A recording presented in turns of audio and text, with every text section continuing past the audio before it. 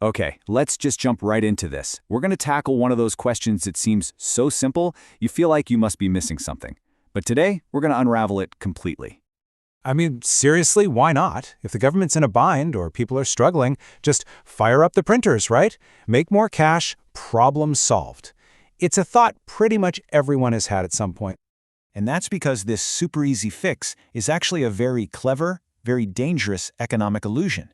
So our job today is to pull back that curtain and see what's really going on. To understand this illusion, we have to start with the first big clue. We need to figure out what money actually is, because it's a lot more than just paper and coins. The wild thing about money is that it only works because we all agree it does. It's a system built on pure trust. We agree that this piece of paper can be traded for, say, a pizza.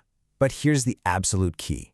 The money represents the value. It isn't the value itself. And this, right here, shows you the difference perfectly. A country's real wealth isn't the stack of bills in its vault. It's all the stuff it can actually make and do. The food it grows, the cars it builds, the software it creates. That's the real wealth. So, what happens when you just print a ton of that symbolic money without creating any more of the real stuff? Well, that's when you invite the villain of our story into the economy, and its name is inflation.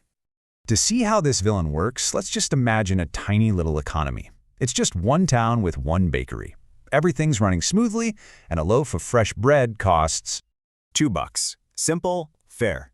The baker makes a living, you get your bread, the system works. But then, poof, the government has a brilliant idea.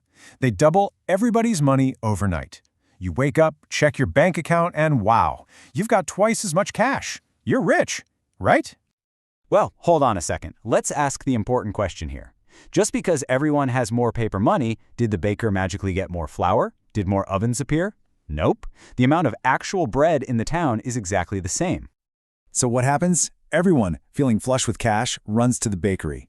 Now you have all this new money competing for the same old number of loaves. The baker sees that long line and realizes, hey, my bread is in high demand. The price has to adjust. It goes up to $4. Exactly double. It's just supply and demand. So think about it. Are you actually any richer? Not at all. You have twice the number of dollars, but each dollar now buys half as much as it did yesterday. Your purchasing power just got sliced in half. That, my friends, is inflation. I love this analogy. Think of a country's production, its real wealth, as a pitcher of juice concentrate. It's strong, it's valuable.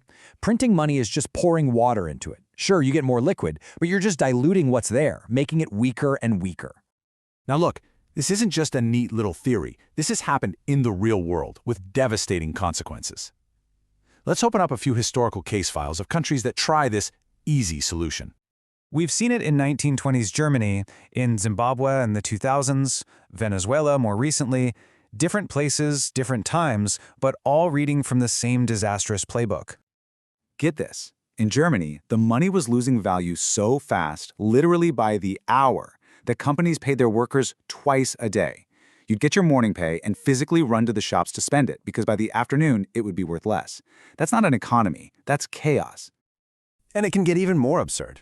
In Zimbabwe, people were using wheelbarrows to carry enough cash to buy groceries. They eventually printed a $100 trillion bill, a single note. The money had become completely meaningless. Okay, so if hitting the print button is clearly the road to ruin, what's the right way to do it? How does a country actually build lasting prosperity? Well, it all goes back to creating real, tangible value. It really is that simple.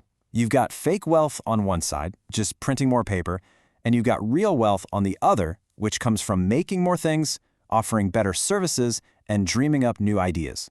One is a shortcut to failure, the other is the slow, steady path to success. And how do you do it? Well, there's no magic trick. It's the hard work of focusing on the fundamentals. You help the economy produce more valuable stuff. You support businesses so they can grow and hire people. You trade with other nations. And maybe most importantly, you make sure the government lives within its means. And that's what this all boils down to. Money is a promise. It's a promise backed by the trust that your country is stable and productive.